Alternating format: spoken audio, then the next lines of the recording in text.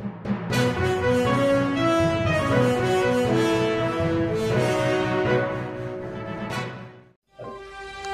सोलापूर न्यूजमध्ये आपल्या सगळ्यांचं स्वागत। गेल्या महिन्यामध्ये मोहोळ शहरामधील मुख्य रस्त्यावरील 2 मोबाईल शॉपी फोडून चोरी करणारा संशयित मोहोळ पोलिसांच्या जाळ्यामध्ये सापडला।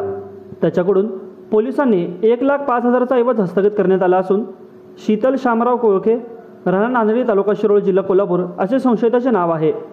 ही चोरी उघड झाल्याने शहरातील व्यापाऱ्यांमधून समाधान व्यक्त केले जात आहे।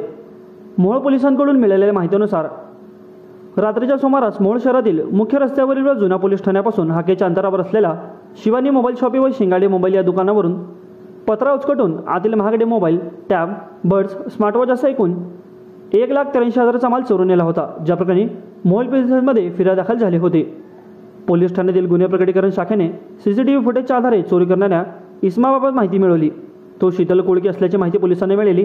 त्याचा शोध घेण्यासाठी या गुन्ह्याचे तपास पथक कोल्हापूर येथे रवाना झाले। शीतल कोळके हा सांगोला पोलीस ठाण्याच्या हद्दीत चोरी करताना मिळून आल्याने मोहोळ पोलिसांनी त्याला चौकशीसाठी मोहोळ पोलीस ठाण्यात आणले होते। त्याने मोहोळ शहरातील मुख्य रस्त्यावरील मोबाईल शॉपी फोडून चालवल्याची कबुली दिली। तसेच 1,05,000चा मुद्देमाल त्याच्याकडून जप्त करण्यात आला आहे।